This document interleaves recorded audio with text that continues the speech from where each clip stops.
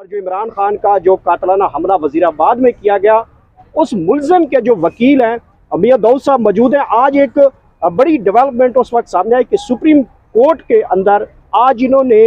Justice Mazhar Ali Naqvi के खिलाफ एक रेफरेंस दायर किया है उनकी ऑडियो टेप्स के ऊपर। गुज़िश्ता दिन हमने एक ऑडियो लीक्स का जो मैटर सुना था, जिसमें उनका कहना था कि परवेज़ इलाही और जो CCPO डोगर के हवाले से एक ऑडियो टेप्स को रिकॉर्डिंग की गई है, उसके खिलाफ और कुछ और भी जो शवाहद हैं जस्टिस मज़हर अली नकवी के खिलाफ, कुछ उनके प्रॉपर्टीज़ के इश्यूज़ हैं, कुछ दीगर इश्यूज़ हैं, तो पूरा एक उनके खिलाफ एक रेफरेंस दायर किया गया जुडिशल कमीशन में। इन्हीं से जानते हैं सर, आप बताइएगा कि क्या आज ही आपको लगा कि ये रेफरेंस दायर किया है, जबकि आज एक बहुत बड़ा सो मोटो है जिसके वो 9 रुकनी बेंच का वो हिस्सा भी हैं, तो आज की डेट में ही रेफरेंस क्यों लाया गया? इसका रेफरेंस का आज की डेट से कोई ताल्लुक नहीं, क्योंकि रेफरेंस जब ऑडियो लीक्स आई हैं उसके बाद से ही बार कौंसिल जो है और मुख्तलिफ वकला जो हैं वो इस बात का ऐलान कर चुके हैं कि हम मिस्टर जस्टिस मज़हर अली नकवी साहब के खिलाफ सुप्रीम जुडिशल काउंसिल के अंदर रेफरेंस जो है वो दायर करने जा रहे हैं। तो इसके और ये जो 9 रुकनी बेंच है, ये तो कल रात लेट गए जो है वो हुआ, तो इसका उसके साथ तो कोई ताल्लुक नेचुरली नहीं बनता। दूसरी गुजारिश ये है कि हमने जो अब इस रेफरेंस के अंदर शवाहद और मालूमात बयान की हैं, उनकी शफाफ इंक्वायरी करवाना सुप्रीम जुडिशल काउंसिल की जिम्मेदारी है, क्योंकि मौजूद chief justice Pakistan mister justice Umar Bandial साहब काजी फायज ईसा साहब वाले केस में ये असूल तय कर चुके हैं कि जज साहबान को अपने और अपने बच्चों के जो असासे हैं और उनके अफेयर्स हैं उनके ऊपर भी उनको नजर रखनी चाहिए। हमने इस रेफरेंस के अंदर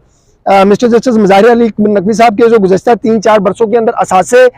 उनकी आमदन से हटकर बड़े हैं, वो इंतहाई तशवीशनाक हैं और उनकी तहकीकात जो हैं वो होनी चाहिए। गुजरा वाला का आपने ये जो अभी जो असासों की बात की है, आपने क्या सिंगल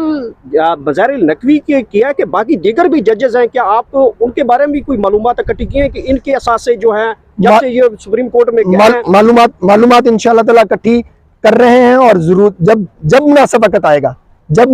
आएगा, जब बार एसोसिएशन की सपोर्ट हासिल होगी, जब बार एसोसिएशन का मौक़िफ़ सामने आएगा, इंशाअल्लाह ताला उन सब के खिलाफ जो है वो रेफरेंसेस दायर किए जाएंगे जो कलरफुल कंडक्ट अडॉप्ट कर रहे हैं, जिनके असासों के अंदर गैर मामूली तौर के ऊपर इजाफा हो रहा है।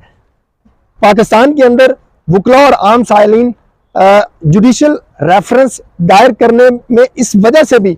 कतराते हैं कि हमारी सुप्रीम जुडिशल काउंसिल जो है वो 2-2 साल तक उन रेफरेंसेस के ऊपर फैसला ही कोई नहीं करती। अगर सुप्रीम जुडिशल काउंसिल फ़ाल हो, वो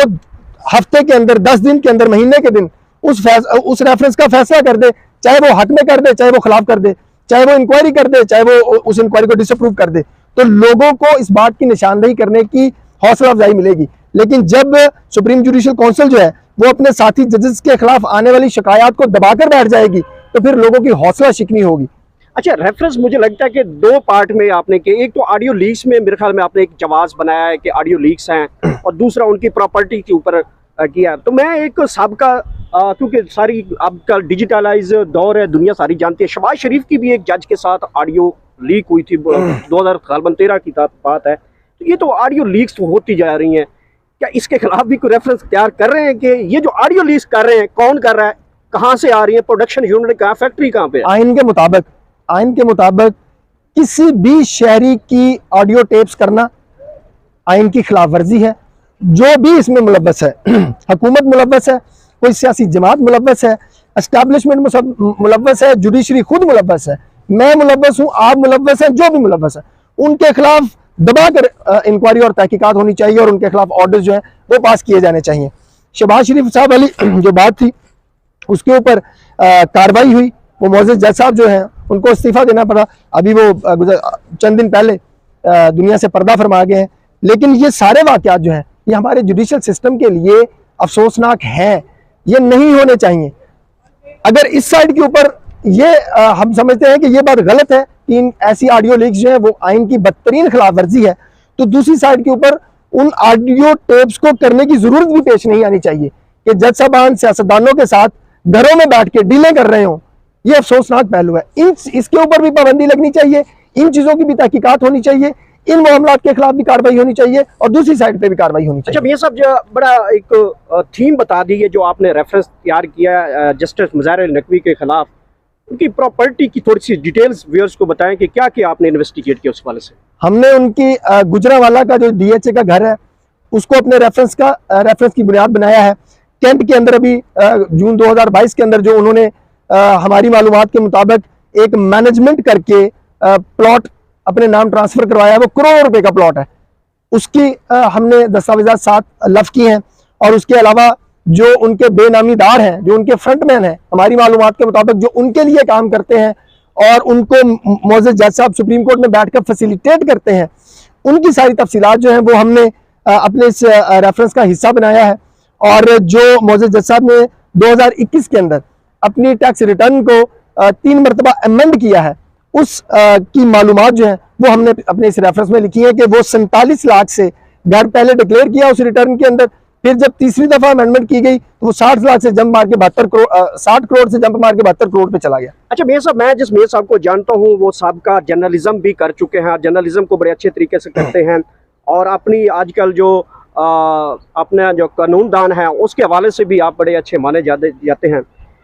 क्या इस जो आपने, क्योंकि आपने इन्वेस्टिगेशन जर्नलिज्म मैंने आपकी लिखी हुई है, क्या आपने वो जर्नलिज्म वाला तुक्का इस्तेमाल किया है या कोई हुकूमती सपोर्ट भी हासिल रही है जितने को आपने ये इन्वेस्टिगेशन किया है उनकी प्रॉपर्टीज की? मिस्टर जस्टिस मुज़ाहिर अली अकबर नकवी साहब जो हैं वो आज के इस दौर में जज नहीं बने, वो इससे पहले दौर के जज हैं, उससे पहले वो हाई कोर्ट में रहे हैं। बहुत सारी ऐसी चीजें हैं जो माजी से ताल्लुक रखती हैं और चीजें नुक्ता सहाफ़ी जो है वो एक एक कागज, दो कागज, तीन कागज इकट्ठे करते रहते हैं, रखते रहते हैं। कभी मौका आएगा, चीजों को देखा जाएगा, स्टोरी करेंगे। हमारे मीडिया के अंदर तो ये स्टोरीज चलती भी नहीं है जजेस के खिलाफ, तो इस वजह से रिपोर्टर अपनी चीजों को संभाल के रखते हैं, कभी जरूरत पड़ेगी तो काम आएगा। ये ऑडियो लीक्स वाला मामला सामने ना आता तो शायद हम लोग भी हौसला ना पकड़ते, क्योंकि पूरी बार एसोसिएशंस ने ये मुतालबा करना शुरू कर दिया और ये लीगल फर्टर्निटी का राइट है कि वो जिन जज साहबान के सामने पेश हो रहे हैं, वो जज साहबान जो है वो हर तरह की अच्छी इंटेग्रिटी के मालिक हों, उनके ऊपर किसी किस्म का कोई इल्जाम, कोई दाग जो है वो नहीं होना चाहिए। ये उनका हक है, वरना वो इंसाफ नहीं कर सकेंगे। अच्छा मेयर साहब, ये जो आज आपने रेफरेंस दायर किया 9 रुकनी जो बेंच समाअत करेगा, क्या ये आपका रेफरेंस इसके ऊपर असरअंदाज होगा? होना तो नहीं चाहिए जी, मैं तो नहीं ये बात समझता, लेकिन असूली तौर के ऊपर मेरा ये मुतालबा है कि जब तक इस रेफरेंस की तहकीकात नहीं होती, मिस्टर जस्टिस मुज़ाहिर अली अकबर नकवी साहब को सिर्फ ये बेंच नहीं, उनसे हर छोटा मोटा केस वापस ले लेना चाहिए, उनको कोई जुडिशियल वर्क नहीं देना चाहिए। ये उन लोगों के साथ जुल्म है जो लोग, जिन लोगों के मुकदमात जो है वो मिस्टर जस्टिस मुज़ाहिर अली अकबर नकवी साहब के ऊपर के पास लगे और वो आज शक में पड़ गए हैं कि हो सकता है कि हमें जज साहब ने इस वजह से रिलीफ नहीं दिया, कोई दूसरी साइड से उनके जो फ्रंटमैन है हो सकता है कि वो मुतहर्रिक हुए हों, तो वो तासुर अवाम का बहाल करने के लिए या वो तासुर जो मनफी तासुर अवाम के अंदर फैलेगा या फैला है वो खत्म करने के लिए वो एक, जब तक वो इसकी इंक्वायरी नहीं हो जाती तब तक मिस्टर जस्टिस मुज़ाहिर अली नकवी साहब को कोई जुडिशियल काम नहीं देना चाहिए। बहुत शुक्रिया जी, हमारे साथ मियां दाऊद साहब थे और उनका रेफरेंस के बारे में बता रहे थे कि क्या आज का रेफरेंस उन्होंने दायर किया है जस्टिस मुज़ाहिर अली नकवी के खिलाफ। ये एक बड़ा अहम रेफरेंस हो सकता है अगर जुडिशियल कमीशन इसको फौरी तौर पर अगर प्रोसीडिंग में लेके आती है और अपने इन्वेस्टिगेशन में शामिल करती है, तो ये बेंच के साथ अगर देखा जाए तो आज ये बेंच बैठा हुआ उसका ये हिस्सा भी है। तो क्या हो सकता है, कैसे हो सकता है, ये